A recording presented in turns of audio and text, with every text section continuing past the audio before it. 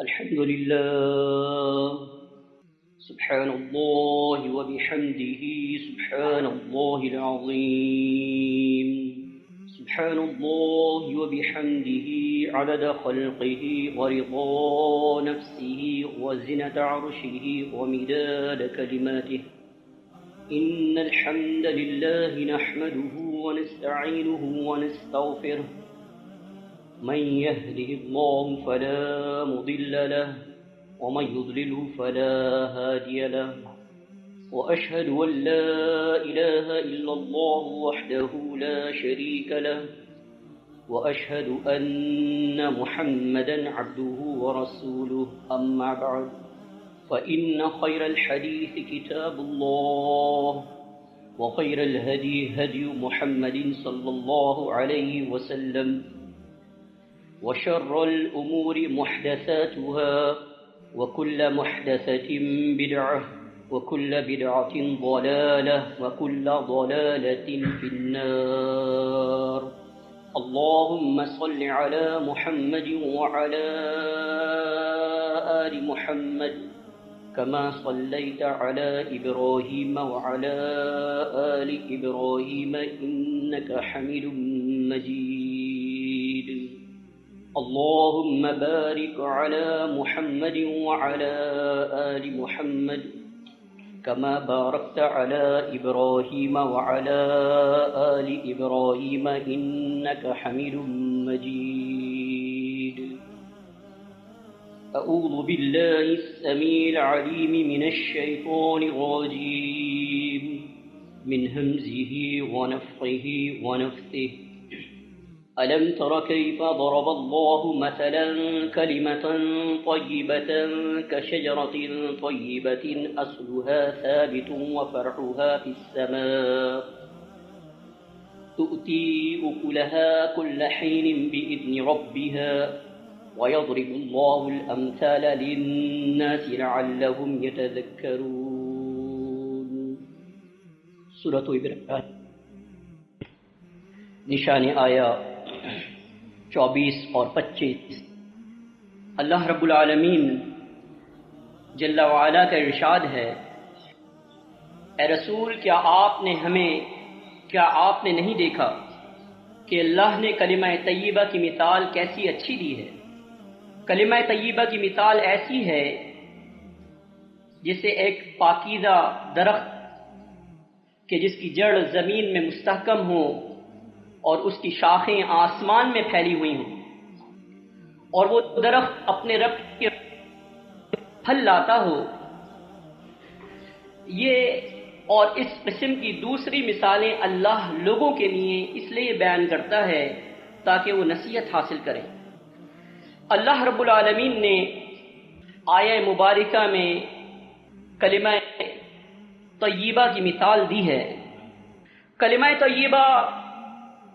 کلمہ توحید اصل میں ہے کیا؟ کلمہ طیبہ لا الہ الا اللہ ہے، یا پھر وہ ہے کہ جو اسلام قبول کرتے وقت شہادتین کا اقرار کیا جاتا ہے، یعنی اشہد ان لا الہ الا اللہ واشہد ان محمد رسول اللہ۔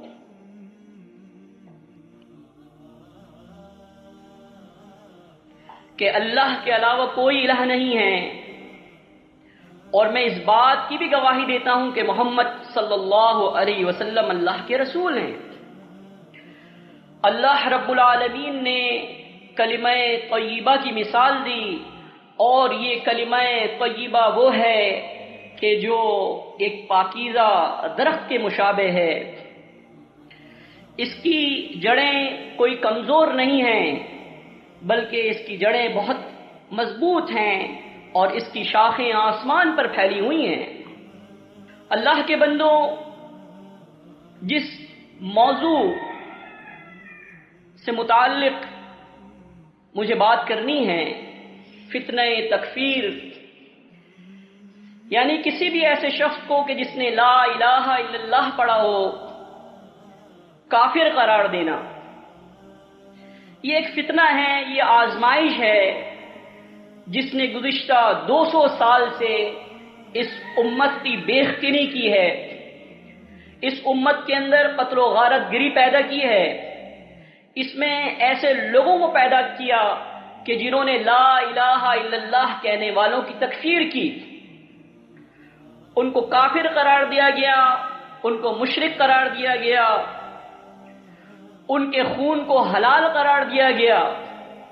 پوری دنیا کے اندر قتل و غارت گری پھیلائی گئی، خون ریزی کا بازار گرم کیا گیا۔ ایک مسلمان نے مسلمان کی عزت اور آبرو کو پامال کیا، اس کے در پہ ہوئے،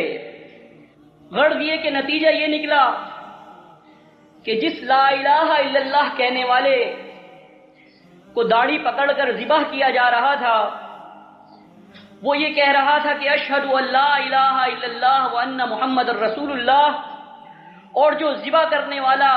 تھا وہ یہ کہہ رہا تھا اسکت یا کافر یا مرتد، خاموش رہ اے کافر اے مرتد۔ یہ فتنہ آج سے نہیں ہے، ہم یہ سمجھ رہے ہیں کہ شاید یہ فتنہ آج سے ہے، یہ فتنہ گزشتہ 200 سال سے اس امت کو لپیٹ میں لیے ہوئے ہے۔ بالخصوص ایسی تحریکیں نے جنم لیا کہ جنہوں نے خلافت عثمانیہ کو کمزور کیا، مسلمانان عالم کو مختلف دھڑوں کے اندر تقسیم کیا گیا، نتیجہ یہ نکلا کہ ان کو ایک جو چیز دی گئی مجمل طور پر وہ چیز تھی کہ جس سے مختلف آیات اور احادیث سے غلط نتیجہ نکال کر لوگوں کی تکفیر کی گئی، لوگوں کی تفسیق کی گئی، جبکہ یہ کوئی معمولی جرم نہیں تھا۔ یہ جرم اس قدر بھیانک ہے کہ اسامہ بن زید رضی اللہ تعالیٰ عنہ فرماتے ہیں کہ رسول اللہ صلی اللہ علیہ وسلم نے ہمیں حرقہ کی طرف بھیجا جو قبیلہ جہینہ کی ایک شاخ ہے۔ ہم صبح وہاں پہنچ گئے اور انہیں شکست دی۔ مجھے اور ایک انصاری کو ایک شخص ملا، جب ہم نے اسے گھیر لیا تو وہ لا الہ الا اللہ کہنے لگا۔ انصاری تو یہ سن کر علیحدہ ہو گیا اور میں نے اسے نیزہ مار کے قتل کر دیا۔ جب ہم واپس آئے تو رسول اللہ صلی اللہ علیہ وسلم کو اس واقعے کی اطلاع ہو گئی۔ آپ نے فرمایا فقال لی یا اسامہ اقتلته بعدما قال لا الہ الا اللہ، آپ نے فرمایا اے اسامہ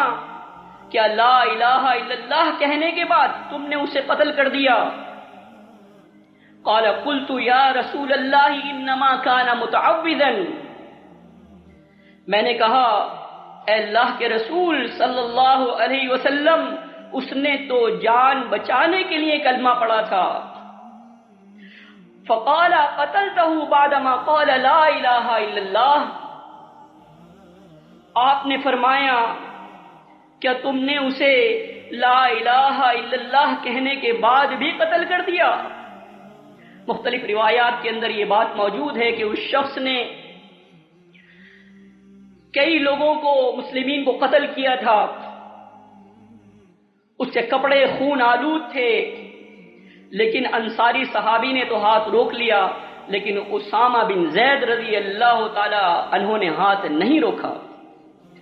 ان کے پاس جواز یہ تھا کہ اس نے موت کے ڈر کی وجہ سے ایسا کیا ہے، لیکن اللہ کے نبی صلی اللہ علیہ وسلم یہ کہتے رہے فکیف، اے اسامہ اس وقت کیا ہوگا کہ جب وہ شخص لا الہ الا اللہ لے کر پیش ہوگا؟ اے اسامہ تم اس وقت کیا کرو گے جب وہ شخص لا الہ الا اللہ لے کر پیش ہوگا؟ اللہ کے نبی صلی اللہ علیہ وسلم فما زال یکررها، اللہ کے نبی صلی اللہ علیہ وسلم بار بار اس بات کی تکرار کرتے رہے حتی تمنیت انی لم اکن اسلمت قبل ذلك اليوم، رواہ البخاری، یہاں تک کہ میں یہ تمنا کرنے لگا، مجھے یہ آرزو ہوئی کہ کاش اس دن سے پہلے میں مسلم ہی نہ ہوا ہوتا۔ اللہ کے بندوں،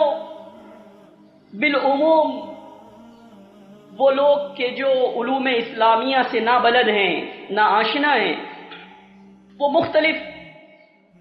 احادیث کے یا قرآن مجید کی آیہ کے ٹکڑے لیتے ہیں اور اس کے بعد لوگوں کی تکفیر کرنا شروع کر دیتے ہیں۔ وہ نہیں جانتے کہ اس کا قرینہ صارفہ بھی موجود ہے، لیکن ان کو اس سے غرض نہیں ہوتی، وہ تو اپنے مطلب اخذ کرنے کے اندر مگن ہوتے ہیں۔ یہ کوئی معمولی چیز نہیں ہے کسی بھی ایسے شخص کو کہ جو اسلام کا دعوے دار ہو اس کو کافر قرار دیا جائے، یہ کوئی معمولی بات نہیں ہے۔ اگر کسی شخص سے اس بات میں غلطی ہوتی ہے کہ وہ کسی کافر کو مسلم قرار دے دے تو اس پر کوئی مواخذہ نہیں ہے۔ اگر وہ اس طرح کی غلطی کو کئی مرتبہ دہراتا رہے، اس بات پر کوئی مواخذہ نہیں ہے کہ کسی کافر کو مسلم قرار دینے میں اس سے کوئی غلطی ہو جائے۔ لیکن اگر کسی مسلم کو کافر قرار دیا جائے تو اس کی بھیانک سزا کیا ہے؟ اللہ کے نبی صلی اللہ علیہ وسلم نے ارشاد فرمایا، ثابت بن ضحاک رضی اللہ تعالیٰ عنہ سے روایت ہے، صحیح بخاری کی حدیث ہے،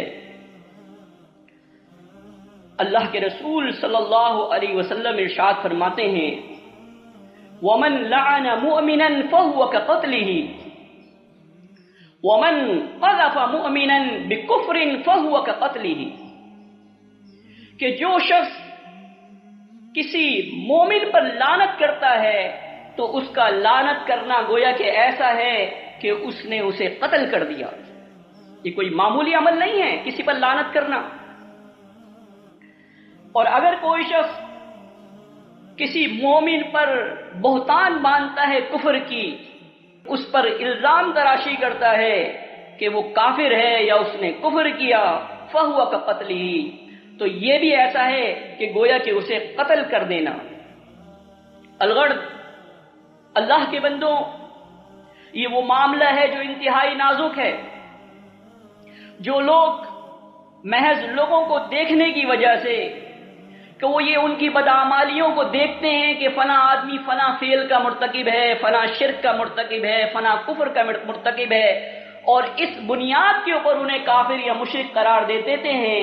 تو یہ چیز جو ہے وہ انتہائی غلط ہے۔ اس کی وجہ ہے کہ اللہ کے نبی صلی اللہ علیہ وسلم نے ارشاد فرمایا، ان اللہ تجاوز عن امتی، بے شک اللہ رب العالمین نے میری امت سے تجاوز کیا، یعنی تجاوز اللہ عن امتی الخطأ والنسیان وما استکرہوا علیہ، کہ میری امت پر اللہ نے اس بات سے تجاوز کیا ہے، اس بات سے درگزر کیا ہے کہ اس سے کوئی خطا سرزد ہو جائے، یا اس سے کوئی بھول واقع ہو جائے، یا وہ مجبور کر دیا جائے۔ تو یہ جو روایت ہے وہ ابن ماجہ میں ہے، مستدرک حاکم میں ہے صحیح سند سے، اور عبداللہ بن عباس رضی اللہ تعالیٰ عنہ راوی حدیث ہیں۔ یعنی جب اللہ تعالیٰ نے درگزر کر دیا ہے اس امت کی خطا اور نسیان سے، اور اس چیز سے کہ وہ مجبور کر دی گئی ہے، تو ہم کون ہوتے ہیں دنیا کے اندر فتوے کی زبان کے اندر لوگوں کو کافر مشرک قرار دینے والے؟ یہ انتہائی سنگین جرم ہے۔ جو شخص فتویٰ لگا رہا ہوتا ہے وہ اس بات سے ناواقف ہوتا ہے کہ کسی نے کوئی کام مجبوری کی حالت میں کیا ہے یا اسے کوئی مجبوری نہیں تھی، اس نے یہ حالت سفاہت کی حالت میں کیا ہے کہ وہ سفیہ تھا، بے وقوف تھا، کم عقل تھا، یا اس نے جہل کی بنیاد کے اوپر، نادانی کی بنیاد کے اوپر ایسا کام کیا ہے، یا اس نے بھول کر ایسا کام کیا ہے، یا اس سے کوئی خطا ہو گئی ہے جس کی بنیاد کے اوپر ایسا کام کیا گیا ہے۔ لیکن بات یہ ہے کہ اس امت کے اندر بعض گروہ ایسے ہیں کہ جن کا کام ہی تکفیر ہے۔ اگر آپ یوٹیوب کے اوپر اس طرح کی تکفیر کی جو مواد ہیں اس کو ڈھونڈیں اور سرچ کریں لوگوں کو کہ کون لوگ ہیں کہ جو محض عمل کی بنیاد کے اوپر، کوئی غلط عمل کی بنیاد کے اوپر لوگوں کو کافر یا مشرک قرار دیتے ہیں، تو ایسے لوگ آپ کو بہت سارے لوگ مل جائیں گے کہ جو اس چیز کے اوپر جو ہے وہ قائم ہیں۔ آپ یہ دیکھیں گے کہ اللہ کے نبی صلی اللہ علیہ وسلم نے شراب کے بارے میں کیا فرمایا؟ آپ نے فرمایا، صحیح بخاری اور صحیح مسلم کی حدیث ہے، ابو ہریرہ رضی اللہ تعالیٰ عنہ راوی حدیث ہیں،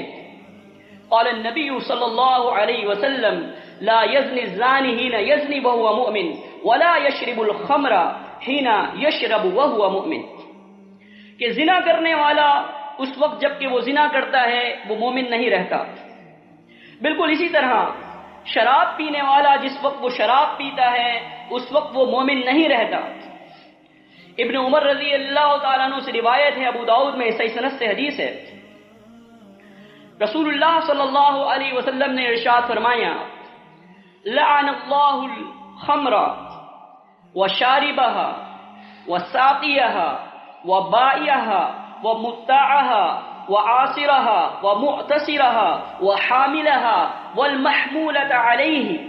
والمحمولة إليه۔ رسول اللہ صلی اللہ علیہ وسلم نے 11 افراد کے اوپر لعنت کی، اور آپ نے اس میں ذکر کیا شراب کا کہ اللہ تعالی نے لعنت کی ہے شراب پر۔ یہ بتایا آپ نے کہ اللہ نے کن چیزوں پر لعنت کی ہے، ان چیزوں کو آپ نے گنوایا کہ اللہ تعالیٰ نے شراب پر لعنت کی ہے، وہ شاربہا اس کے پینے والے پر لعنت کی ہے، وہ ساقیہا اور اس کے پلانے والے پر لعنت کی ہے، وہ باعیہا اور اس کے بیچنے والے کے اوپر، وہ مبتاعہا اور اس کے خریدنے والے کے اوپر، وہ عاصرہا اور اس کے شراب کے نچوڑنے والے پر، وہ معتصرہا اور جس کے لیے نچوڑی جا رہی ہے اس کے اوپر، وہ حاملہا والمحمولۃ الیہ اور اس شخص کے لیے کہ جو اس کو اٹھا کے لے کے جاتا ہے، اور اس شخص کے اوپر بھی لعنت کی ہے کہ جس کے لیے وہ اٹھا کے لے کر جاتا ہے۔ لیکن اس کے باوجود آپ یہ دیکھیں گے کہ ابن حجر اسقلانی رحمۃ اللہ علیہ اپنی اصابہ کے اندر اور ابن تیمیہ اپنے مجموع الفتاوی کے اندر ایک روایت کو لے کر آئے ہیں جو بالکل صحیح سند سے ہے۔ کہتے ہیں انہ کان علی عہد رسول اللہ صلی اللہ علیہ وسلم رجل یکسر شرابہ، ایک شخص تھا اللہ کے نبی صلی اللہ علیہ وسلم کے زمانے میں جو کثرت سے شراب پیا کرتا تھا۔ اس کو ایک مرتبہ سزا دی گئی، پھر وہ چلا گیا، پھر دوبارہ سے اس نے اس کام کا ارتکاب کیا، پھر اس کو سزا دی گئی، الغرض کئی مرتبہ ایسا ہوا، تو جب ایک مرتبہ اسے لایا گیا اور اسے سزا دی جا رہی تھی، فقال رجل لعنہ اللہ، ایک شخص نے کہا کہ اللہ نے اس پر لعنت کی ہے، ما اکثر ما یؤتی بہ، اس لیے کہ یہ اکثر اوقات یہی کام کرتا ہے اور یہاں پر لے کر آیا جاتا ہے۔ فقال النبی صلی اللہ علیہ وسلم لا تلعنہ، اللہ کے نبی صلی اللہ علیہ وسلم نے ارشاد فرمایا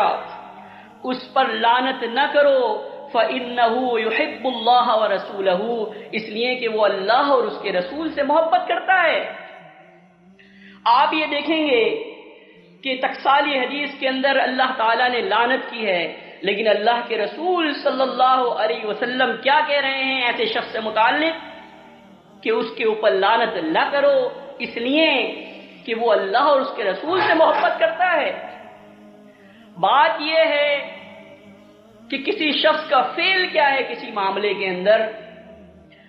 ہمیں فتوے کی زبان کے اندر اس کے لیے نہ تو بد دعا کرنی ہے، نہ اس کے اوپر کفر یا شرک کی قذف جو ہے وہ لگانی ہے، بلکہ کوشش یہ کرنی ہے کہ وہ آیات اور احادیث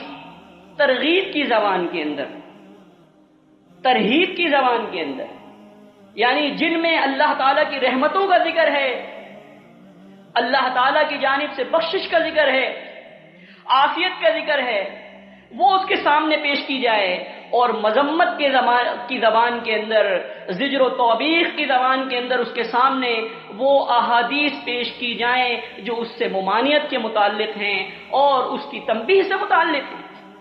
یہ کوئی طریقہ کار نہیں ہے کہ جن لوگوں نے تخصیص کی ہوئی ہے کہ جناب فلاں آدمی بظاہر بالکل مشرک نظر آ رہا ہے تو لہذا اس کو جو ہے وہ مشرک کہہ دیا جائے، اور ایک شخص جو بظاہر جو ہے اس کا کوئی فعل جو ہے وہ کفریہ نظر آ رہا ہے تو اس کو کافر قرار دیا جائے، یہ قطعاً کوئی علمی رویہ نہیں ہے۔ یہی وجہ ہے کہ مسعود احمد رحمہ اللہ نے اس زمانے میں کہ جب ایک مخصوص فرقے کے لیے کافر کافر کافر کے نعرے لگ رہے تھے، جب ایک پمفلٹ تصنیف کیا، تحریر کیا اور عقیدہ ختم نبوت سے متعلق لوگوں کو روشناس کرایا، تو اس میں واضح طور پر لکھا کہ ختم نبوت کا انکار کفر ہے۔ یہی علمی رویہ ہے، علمی رویہ یہی ہے۔ اس کے علاوہ اگر کوئی شخص واضح طور کے اوپر نظر آئے کہ اس نے اللہ اور اس کے رسول صلی اللہ علیہ وسلم کے خلاف جنگ کا اعلان کیا ہے اور اللہ کے نبی صلی اللہ علیہ وسلم کی رسالت کے مد مقابل کسی رسول ہونے کا یا نبی ہونے کا واضح طور پر اعلان کیا ہے، تو ہماری تمام کتابوں میں جو کئی ہزار صفحات کے اوپر مشتمل ہیں، اس میں اگر کسی شخص کی تکفیر کی گئی ہے، کسی شخص کو کافر قرار دیا گیا ہے، تو وہ مرزا غلام احمد قادیانی ہے کہ جسے لکھا گیا ہے کہ وہ کذاب تھا، دجال تھا، وہ کافر تھا۔ البتہ یہ اس لیے کیا گیا کہ اس نے اپنی کتاب تذکرہ کے اندر واضح طور پر اپنے آپ کو نبی لکھا ہے، اور روح المعانی کے اندر اس نے واضح طور پر اپنے آپ کو اللہ کا پیغمبر اور محمد صلی اللہ علیہ وسلم کے مثل قرار دیا ہے، نعوذ باللہ من ذالک۔ لیکن کسی بھی ایسے شخص کو کہ جو کلمہ گو ہے، جو اللہ تعالی کی الوہیت کا اقرار کرتا ہے اور محمد صلی اللہ علیہ وسلم کی رسالت کی شہادت دیتا ہے، کسی شخص کو یہ جائز نہیں ہو مسلمین کے اندر، چاہے وہ ادنا ہو یا اعلیٰ ہو، چاہے وہ امیر ہو یا مامور ہو، کہ وہ کسی ایسی زبان کے اندر گفتگو کرے کہ جو فتوے کی زبان ہے۔ یہ جماعت المسلمین کے نظم و نسق اور اس کی پالیسی کے خلاف ہے، اس کی حکمت عملی کے خلاف ہے۔ اس کی وجہ کیا ہے؟ اللہ کے رسول صلی اللہ علیہ وسلم نے ارشاد فرمایا، ابو ذر غفاری رضی اللہ تعالیٰ عنہ فرماتے ہیں، میں نے رسول اللہ صلی اللہ علیہ وسلم کی خدمت میں حاضری دی، اتیت النبی صلی اللہ علیہ وسلم وهو نائم علیہ ثوب ابیض، آپ ایک سفید چادر اوڑھے ہوئے سو رہے تھے۔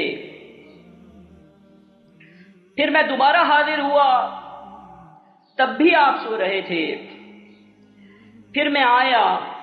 تو آپ بیدار ہو چکے تھے۔ فجلست الیہ فقال ما من عبد قال لا الہ الا اللہ ثم مات على ذلك الا دخل الجنہ۔ ابو ذر غفاری رضی اللہ تعالیٰ عنہ فرماتے ہیں کہ پھر جب میں آیا آپ بیدار ہو چکے تھے، آپ جاگ چکے تھے، آپ کے پاس بیٹھ گیا، آپ نے فرمایا جو بندہ بھی کلمہ لا الہ الا اللہ پڑھ لے پھر اس پر اس کا انتقال ہو تو وہ جنت میں جائے گا۔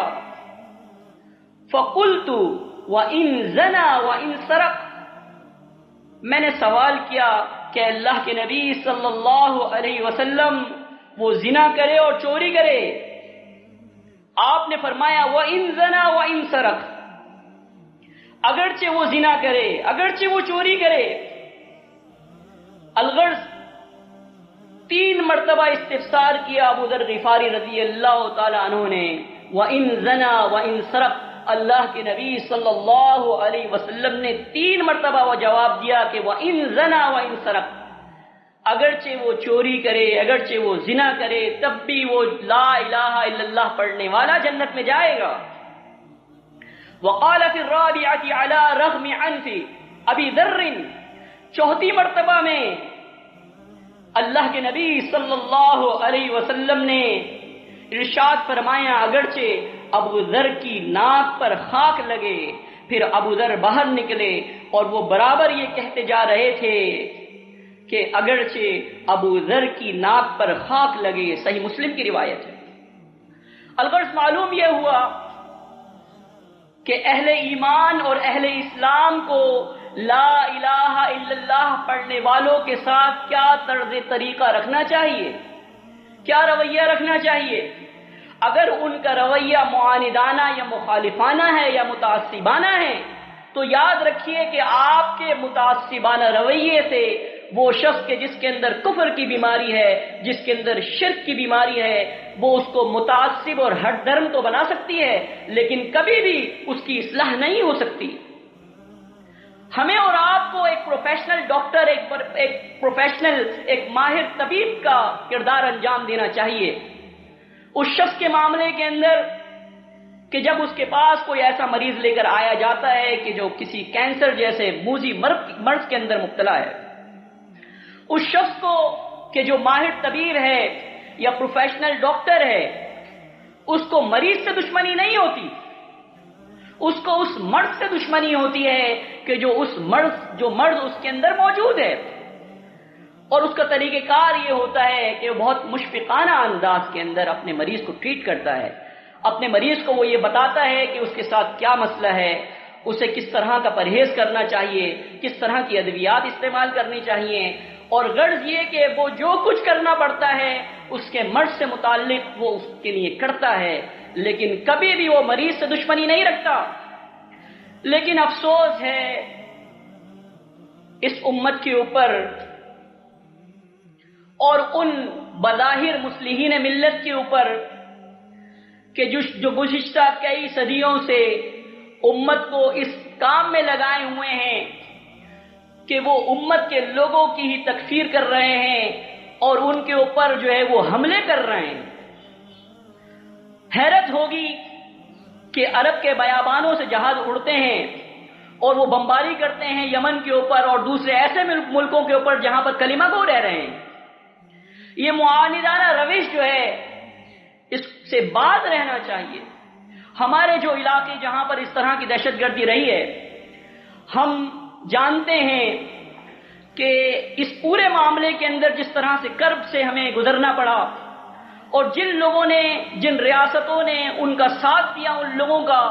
کہ جو اس سارے کھیل تماشے کے اندر موجود تھے، وہ مملکتیں تھیں جو بظاہر مسلمانوں کی ریاستیں ہیں، جو کلمہ پڑھنے والوں کی ریاستیں ہیں، ایسے لوگوں کا ساتھ دیا کہ جو در حقیقت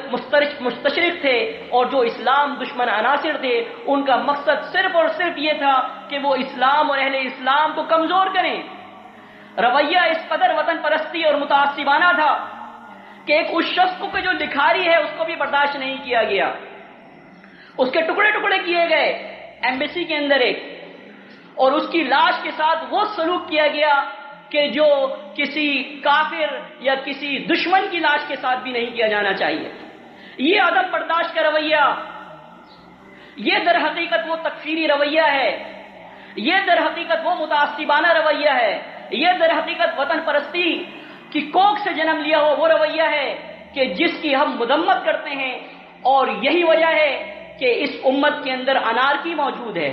یہی وجہ ہے کہ اس امت کا اتحاد پارا پارا ہے، یہی وجہ ہے کہ یہ ملت جو ہے وہ کئی حصوں اور کئی دھڑوں کے اندر منقسم ہو گئی ہے۔ جماعت المسلمین آپ کو رواداری، اخوت، بھائی چارے کی دعوت دیتی ہے۔ آئیے سنجیدگی سے سوچئے کہ آیا کہ یہ تکفیر کی جڑیں کہاں سے شروع ہوئی تھیں اور وہ کون لوگ ہیں جو آج اس سے بیزار ہیں۔ بہت مشہور ہے کہ تسبیح کے توڑنے میں کبھی جن کا ہاتھ تھا وہی رو رہے ہیں کہ دانے بکھر گئے۔ بات یہ ہے کہ جن لوگوں نے اس کی ابتدا کی تھی، جن لوگوں نے خلافت عثمانیہ کو نقصان پہنچایا تھا اور 1916 کے اندر ان کی تحریک کا آغاز ہوا تھا، لوگوں کے گلے کاٹے تھے، اور ان لوگوں کے گلے کاٹے تھے کہ جو لا الہ الا اللہ پڑھنے والے تھے، آج وہی لوگ تبلیغ کر رہے ہیں کہ یہ رویہ درست نہیں ہے، اور یہ اپنے نوجوانوں کو بتا رہے ہیں کہ اللہ کے بندو یہ رویہ درست نہیں ہے۔ تو بات یہ ہے کہ جماعت المسلمین کا پیغام اول دن سے یہ ہے کہ آپ متحمل مزاجی اختیار کیجئے، آپ اپنے رویوں کے اندر بردباری پیدا کیجئے، سنجیدگی پیدا کیجئے، اور ہر شخص کو اس کا وہ مقام دیجئے کہ جس کا وہ اہل ہے۔ کبھی بھی کسی بھی شخص کے لیے کوئی ایسا کام نہ کہیں کہ جس کی وجہ سے کوئی تعصب جنم لے، یا کس کی وجہ سے کوئی جہالت جو ہے وہ پیدا ہو، یا آپس کے اندر ان لوگوں میں جو کلمہ گو ہو کوئی معاندانہ روش قائم ہو. جو لوگ میرے اس وطن کے اندر رہتے ہیں، میں بالخصوص ان سے اور بالعموم پوری ملت سے یہ درخواست کروں گا کہ یہ کافر کافر اور مشرک مشرک کے نعرے لگانا، یہ سلسلہ جو ہے وہ اب ختم ہونا چاہیے اور یہ رک جانا چاہیے. اس کی وجہ یہ ہے کہ ہم نہیں جانتے کہ کسی شخص نے یہ ارتکاب کس وجہ سے کیا ہے. اس سلسلے میں صحیح بخاری کی ایک حدیث کا حوالہ آپ کو دوں گا. ایک شخص تھا، اللہ کے نبی صلی اللہ علیہ وسلم نے اس کا قصہ بیان کیا. ان رجل یسرف علی نفسه فلما حضره الموت. ایک شخص بہت زیادہ اسراف کیا کرتا تھا، بہت زیادہ خرچ کیا کرتا تھا. جب اس کو موت نے آ گھیرا، اس کی موت کا وقت آ پہنچا، قال لبنیہ، اس نے اپنے بیٹے سے کہا، بیٹوں کو جمع کیا، اذا انا مت فاحرقونی ثم اطحنونی ثم ذرونی فی الریح، کہ جب میں مر جاؤں تو تم میری لاش کو جلا دینا اور اس کو چورا چورا کرنا، پھر اس کو جب تیز ہوا والا دن ہو اس میں اڑا دینا. فواللہ لئن قدر علی ربی لیعذبنی عذابا ما عذبہ احدا. اللہ کی قسم اگر اللہ نے میرے پر قدرت پالی تو وہ مجھے ایسا عذاب دے گا کہ جو اس نے کسی کو بھی نہیں دیا ہوگا. فلما مات فعل به بذلك، جب وہ مر گیا اس کے ساتھ اسی طرح سے فعل به كذلك، اسی طرح سے کیا گیا. فامر اللہ الارض، اللہ تعالی نے زمین کو حکم دیا، فقال اجمعی ما فیک منه، تو زمین نے کہا جو کچھ بھی ہے جمع کرو. اللہ نے زمین سے کہا جو کچھ بھی تجھ میں ہے جمع کرو. ففعلت، زمین نے ایسا ہی کیا. فاذا هو قائم، وہ شخص کھڑا تھا سامنے. اللہ رب العالمین کی بارگاہ میں وہ شخص سامنے حاضر ہوا. فقال ما حملك ما صنعت، اللہ تعالی نے پوچھا اے بندے یہ بتا تو نے یہ کام کیوں کیا؟ قال یا ربی خشیتک، اس نے جواب دیا اے میرے رب تیرے ڈر اور تیری خشیت کی وجہ سے میں نے ایسا کام کیا ہے. فغفر له، اللہ رب العالمین نے اسے بخش دیا. وقال غیرہ، اور ایک روایت میں ہے مخافتک یا رب، اے اللہ تیرے خوف، تیری خشیت اور تیرے ڈر کی وجہ سے یہ کام کیا ہے. آپ اور میں بخوبی واقف ہیں اس بات سے کہ اس شخص نے واضح کفر کا ارتکاب کیا تھا، یعنی اللہ کی قدرت کے اندر شک کیا تھا اس نے، اور اس کے بعد اس نے یہ سمجھا کہ شاید اللہ اس بات پر قادر نہیں ہے کہ وہ مجھے جمع کر لے گا. لیکن اس کے باوجود بھی اللہ رب العالمین نے اسے بخش دیا. اس کی وجہ کیا ہے؟ کیا وجہ ہے؟ کیوں بخشا اس کو؟ اس لیے کہ وہ نادان تھا، اسے معلوم نہیں تھا، محض اس کی جہالت اور اس کے کم علمی کی بنیاد کے اوپر اس نے یہ کام کیا تھا. اللہ رب العالمین نے اسے بخش دیا. اللہ کے بندوں، ہم کون ہوتے ہیں کہ لوگوں کے متعلق فیصلہ کریں؟ ہم کون ہوتے ہیں کہ لوگوں کے سینوں میں جھانکیں اور یہ دیکھیں کہ کوئی کام انہوں نے جہالت کی بنیاد کے اوپر کیا ہے یا کوئی کام انہوں نے خطا کی بنیاد کے اوپر کیا ہے؟ آپ کو یاد ہوگا صحیح مسلم میں ہے، انس بن مالک رضی اللہ تعالیٰ عنہ سے روایت ہے، للہ اشد فرحا بتوبۃ عبدہ حین یتوب الیہ. اللہ تبارک و تعالی اس بندے کی توبہ سے بہت زیادہ خوش ہوتا ہے کہ جب وہ بارگاہ الہی میں توبہ کرتا ہے، تم میں سے کوئی بھی، اور اس سے بھی بہت خوش ہوا کہ جو وہ شخص کہ جو ایک بیاباں میں تھا، ایک صحرا میں تھا، اس کی سواری کے اوپر اس کا کھانا پینا چیزیں موجود تھیں، علیہا طعامہ و شرابہ فآیس منہا فانتفلت منہ، وہ جو سواری تھی اس سے چھوٹ گئی اور وہ بہت زیادہ مایوس ہو گیا۔ فأتی شجرۃ فاستجع فی ظلھا، وہ ایک درخت کے پاس آیا اور اس نے اس کے سائے میں وہ لیٹ گیا۔ قد آئیس من راحلتہ، وہ اپنی سواری سے مایوس ہو چکا تھا۔ فبینہ ہوا کذالک، وہ اسی حال میں تھا، اور جنگل بیابان صحرا کے اندر وہ جہاں کا نہ کوئی آدم نہ کوئی آدمزاد، ایک روایت میں ہے کہ وہ موت کا انتظار کر رہا تھا کہ اب تو شاید میں مر جاؤں گا۔ تو کیا دیکھتا ہے وہ؟ اذا ہوا بہا قائمۃ عندہ فاخذ بختامہا، کیا دیکھتا ہے کہ وہ سواری اس کے پاس کھڑی ہوئی ہے اور اس کی مہار اس کے ہاتھ کے اندر موجود ہے۔ تو وہ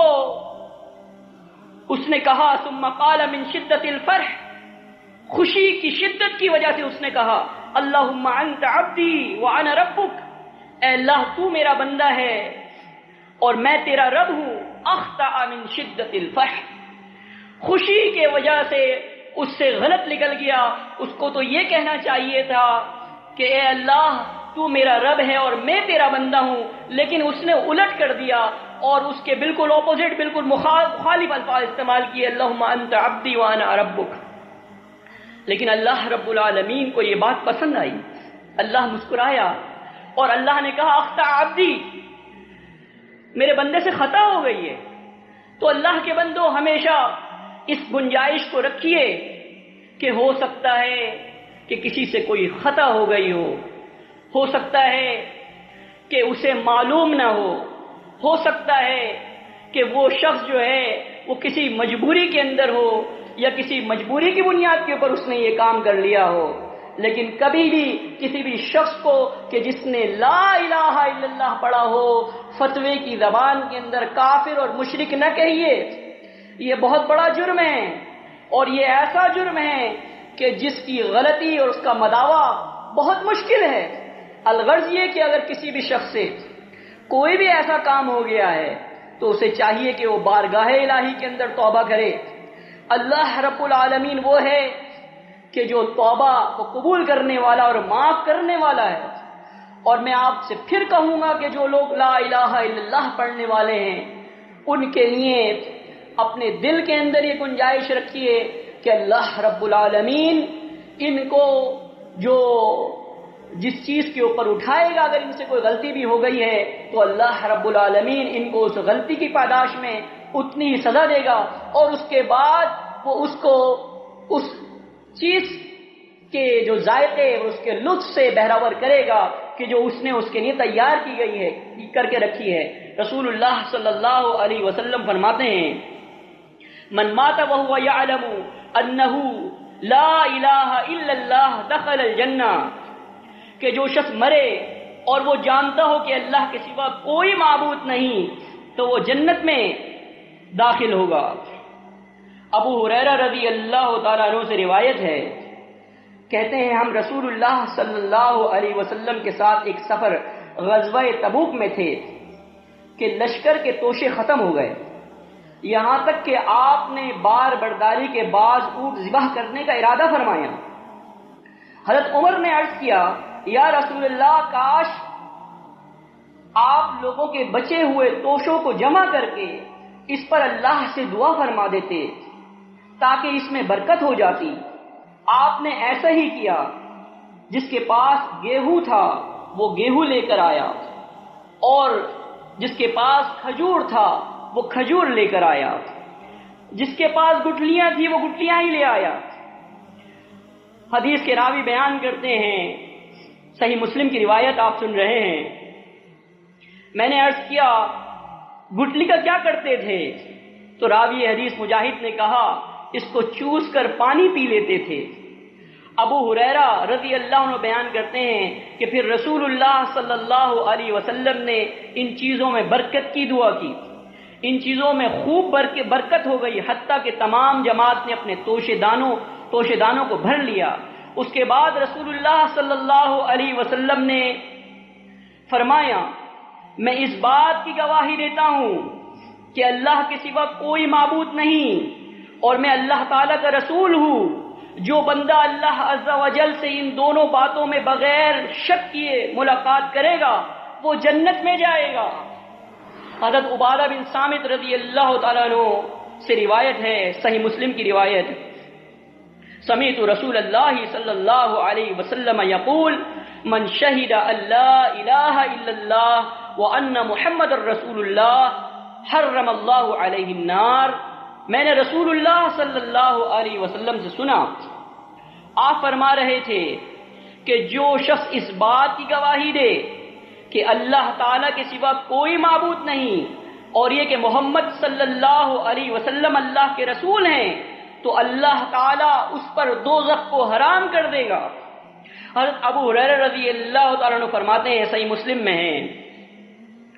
قال رسول اللہ صلی اللہ علیہ وسلم، رسول اللہ صلی اللہ علیہ وسلم نے ایک موقع پر ارشاد فرمایا، اے ابو ہریرہ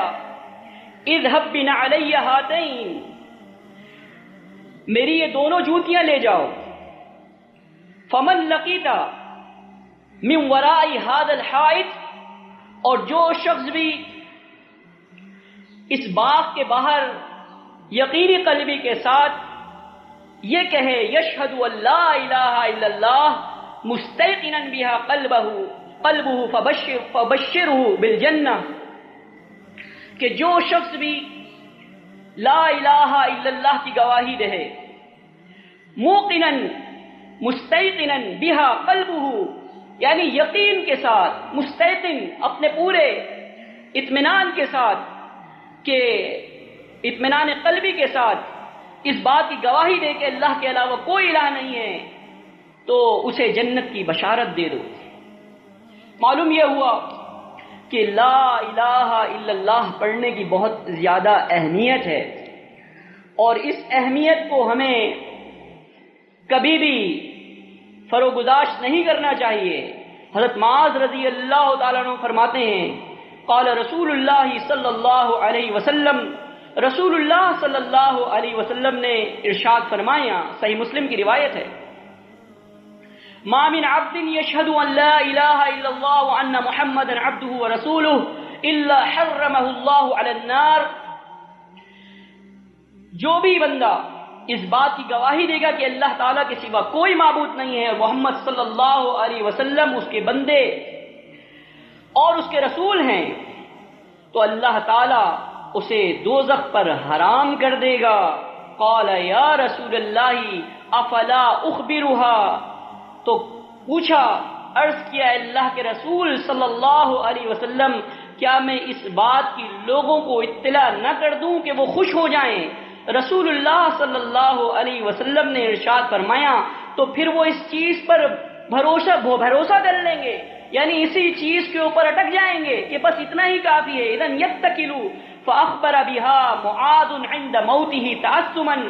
حضرت معاذ بن جبل رضی اللہ تعالیٰ عنہ نے کتمان علم یا کتمان حق کے باعث گناہ سے بچنے کی وجہ سے اس حدیث کو انتقال سے کچھ پہلے بیان کیا۔